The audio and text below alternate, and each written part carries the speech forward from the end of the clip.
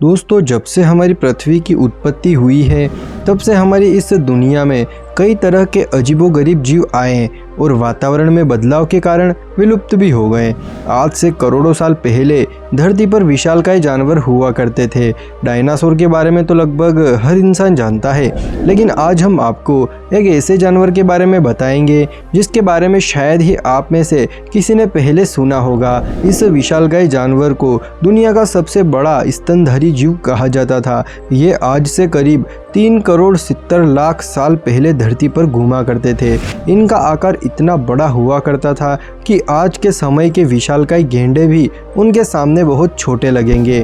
तो चलिए जानते हैं आखिर वो कौन सा जानवर है और इंसानों को इसके बारे में कैसे पता चला। दोस्तों, वीडियो में मैं आपको आगे कुछ बताऊं उससे पहले मैं आपसे कहना चाहता हूं कि ये हमारे YouTube चैनल की पहली वीडियो है, सो प्लीज़ आप हमारे इस YouTube चैनल को सब्सक्राइब कर लीजिएगा और अगर आगे चलकर ये वीडियो अच्छी लगे तो साथ में इसे भी लाइक कर देना। हम इतनी देर से जिस विशालकाय जानवर की बात कर रहे थे उसका नाम पैरासेराथेरियम है। वैसे इसे नियर हॉर्न बिस्ट और इंद्रिकोथेरियम के नाम से भी जाना जाता था। असल में वो गेंडे की ही एक प्रजाति थी जो कि विलुप्त हो चुकी है। इनकी चमड़ी भी गेंडे की तरह ही मोटी और बेहद ही सख्त हुआ करती थी, जिस पर बंदूक की गोली का भी कोई असर न पड़े। इसका शरीर बहुत ही कदावर हुआ करता था। इतना विशालकाय और भयावह होने के बावजूद इससे डरने की जरूरत नहीं थी, क्योंकि यह जानवर शाकाहारी होते थे जो कि पेड़ के पत्ते और घास खाते थे। इसलिए बाकी के छोटे छोटे जानवर उनसे डरते नहीं थे, बल्कि आराम से उनके साथ साथ घूमा करते थे। पैरासेराथेरियम की ऊंचाई करीब 26 से 40 फीट तक होती थी, जबकि इनका वजन करीब 15 से 20 टन हुआ करता था।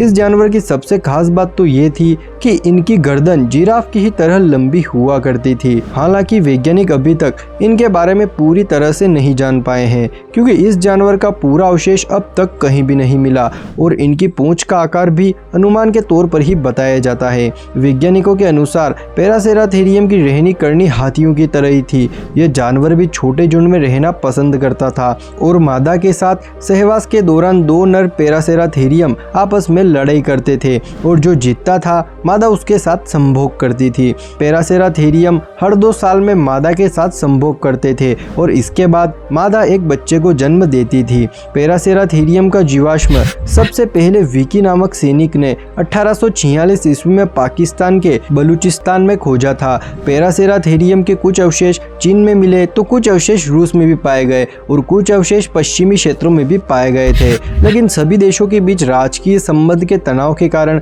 अभी तक इस जानवर के जीवाश्म का पूरी तरह से अभ्यास नहीं किया गया। कई देशों के वैज्ञानिक इस विशालकाय जानवर के रहस्यों को उजागर करने के लिए लगातार शोध कर ही रहे हैं। जीव वैज्ञानिकों का मानना है कि यह जानवर किसी दूसरे इलाकों में भी रहता होगा और आगे चलकर जैसे जैसे इसके जीवाश्म प्राप्त होंगे वैसे वैसे इसके बारे में और भी ज्यादा जानकारी हासिल होगी। पैरासेराथेरियम के विलुप्त होने को लेकर ऐसा माना जाता है कि यह लगभग 11 मिलियन साल तक एशिया और वेस्टर्न यूरोप के क्षेत्र में जीवित थे, लेकिन बाद में जलवायु परिवर्तन और कम प्रजनन दर के कारण ये जीव पृथ्वी से पूरी तरह विलुप्त हो गए। अभी भी इस विशाल स्तनधारी के बारे में बहुत सारी जानकारी हासिल करना बाकी है, तो जैसे जैसे और जानकारी प्राप्त होगी वैसे ही हम आपको आगे इसके बारे में वीडियो बनाकर जरूर बताने की कोशिश करेंगे। उम्मीद है आपको इस विशालकाय जीव के बारे में जानकर अच्छा लगा होगा। अगर हाँ और आगे ऐसी ही और वीडियोस देखनी है तो जल्दी से हमारे इस YouTube चैनल मिस्टीरियस थिंग्स को सब्सक्राइब कर लीजिए। तो चलिए आज के इस अमेजिंग वीडियो को यहीं पर समाप्त करते हैं।